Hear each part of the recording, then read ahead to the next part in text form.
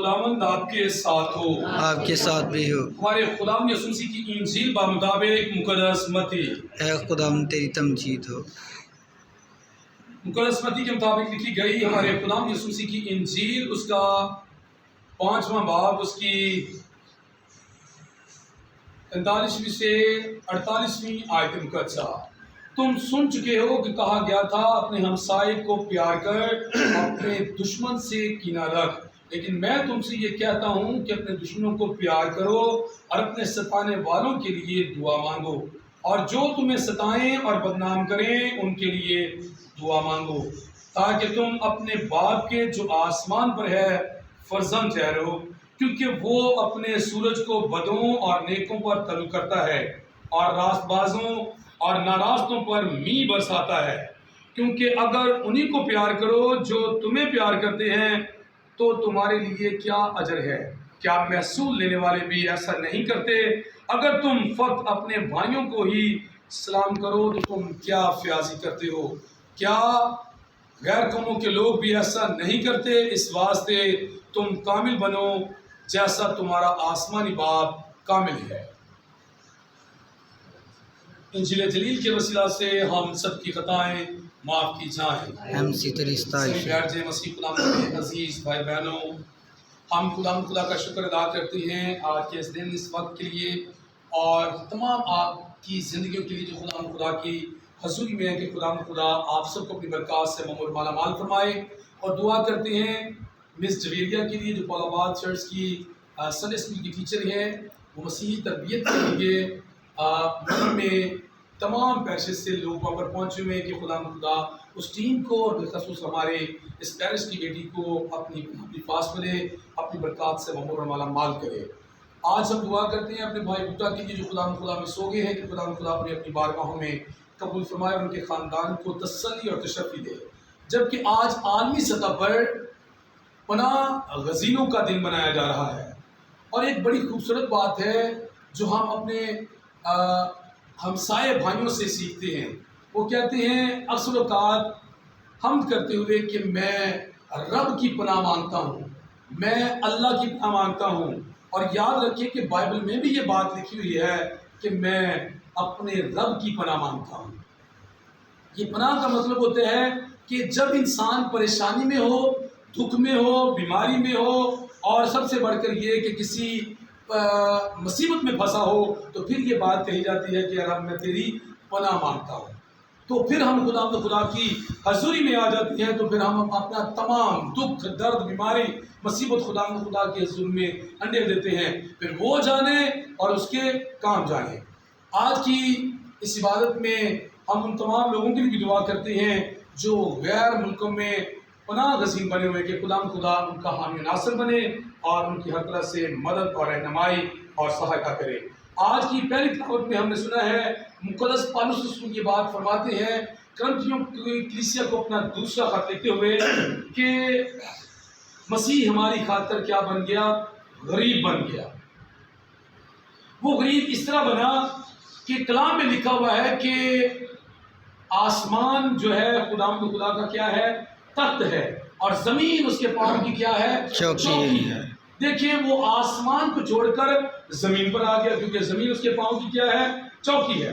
ایک آدمی یا ایک بادشاہ جو تخت پر بیٹھا ہوا ہے، اس جگہ پر آ جائے جہاں پر اس کے پاؤں ہوتے ہیں، تو اس نے اپنے آپ کو کیا بنا لیا؟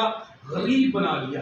غریب سے مراد یہ نہیں ہے کہ کسی کے پاس روپے پیسے کا نہ ہونا، اس سے ہرگز مراد یہ نہیں ہے۔ غریب ہونے سے مراد یہ ہے کہ یہاں پر یسوع مسیح نے ہماری خاطر اپنے آپ کو کیا کر لیا؟ غریب بنانے سے مراد یہ ہے کہ اس نے اپنے آپ کو چھوٹا کر لیا، اور یہاں پر دنیا داری میں رہتے ہوئے کوئی غریب بھی ہے مالی طور پر، معاشی طور پر، وہ بھی اپنے آپ کو چھوٹا نہیں بناتا، اور اگر کوئی امیر سے امیر تر ہے تو وہ بھی اپنے آپ کو روحانی طور پر چھوٹا نہیں بناتا۔ لیکن یسوع مسیح کے بارے میں مقدس پالوس اس بات کی گواہی دے رہے ہیں کہ وہ مسیح ہماری خاطر کیا بن گیا؟ غریب بن گیا۔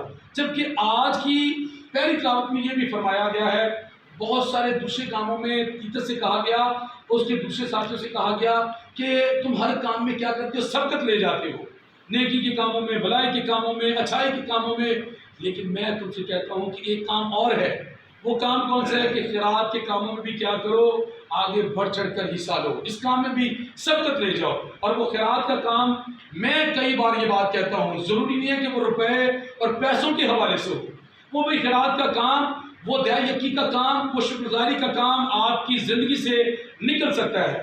وہ یوں ہے کہ آپ خداوند خدا کے گھر میں آتے ہیں تو آپ خداوند خدا کی شکرگزاری کرنے کے لیے آئے ہوئے ہیں، اور جو یہ بات کرتے ہیں کہ وقت کے ساتھ ساتھ خداوند خدا کے حضور میں عطیے نذرانے جو روپے پیسے کے حوالے سے ہوتے ہیں وہ بتاتے ہیں، جس سے مراد یہ ہے کہ وہ سونے پہ سہاگن کر رہے ہیں۔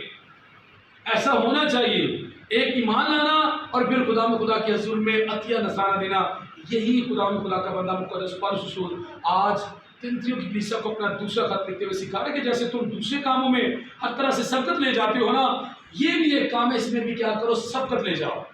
آپ لوگوں نے بھی سبقت حاصل کی ہے کہ تمام سالک قوم کی کلیسیا سے عطیے نذرانے اکٹھے کیے گئے اور پولا چرچ میں خداوند خدا کی خدمت کے لیے کیا کیے گئے ہیں، بھیجے گئے ہیں۔ آج کی انجیل پاک میں فرمایا گیا ہے کہ ہم کس طرح غریب ہو سکتے ہیں۔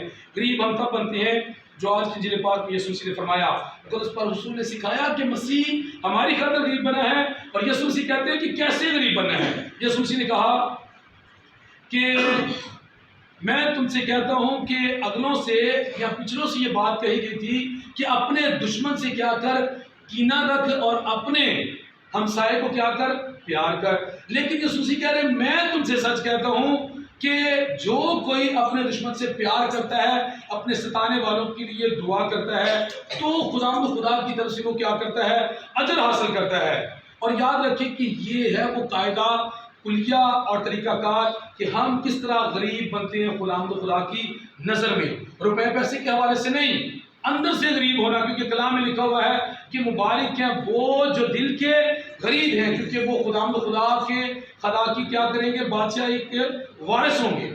یعنی کہ اگر ہمیں خداوند خدا کی بادشاہی کے وارث ہونا ہے نا، تو ہمیں بھائی اس دنیا داری میں رہتے ہوئے جیسے مسیح ہمارے لیے غریب ہو گیا، ہم بھی دوسروں کے لیے غریب بن جائیں۔ غریب بننے سے مراد یہ ہے کہ ہم اپنے دشمن سے بھی کیا کریں، پیار کریں۔ یہ ہے غریب ہونا، دل کے غریب ہونے سے مراد یہ ہے۔ تو آج کی انجیل پاک میں خداوند یسوع مسیح نے کئی ہدایت کی باتیں بتائی ہیں۔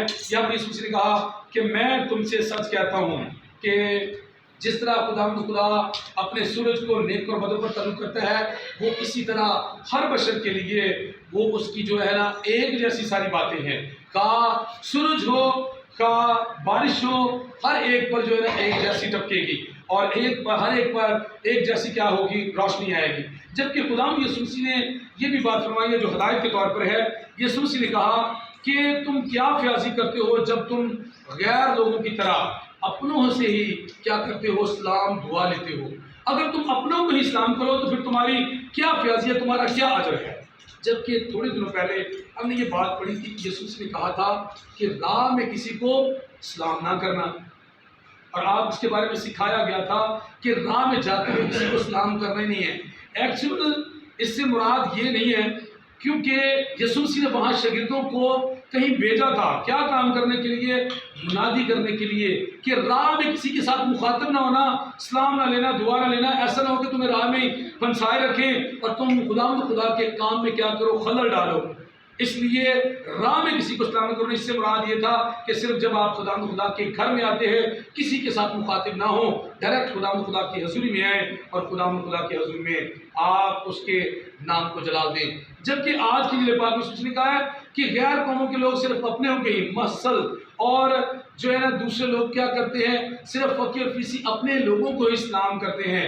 ایسا غیر قوموں کے لوگ کرتے ہیں، اور غیر قوموں کے لوگ جو ایسا کر رہے ہیں، تو اسی طرح میں میرے عزیز بھائی بہنوں میں یہاں پر پھر اپنے ان بھائیوں کا ذکر کرنا چاہتا ہوں کہ ان کی کیا فیاضی ہے، کیا بڑا پن ہے، کہ وہ کسی کو جانے یا نہ جانے وہ پھر بھی راستے میں گزرتے ہوئے سب کو کیا جاتے ہیں کہ جی آپ پر رب کی کیا ہو، سلامتی ہو، اور ہمیں کیا کرنا چاہیے، ہم اس کا جواب دیں کہ آپ پر بھی کیا ہو، سلامتی ہو۔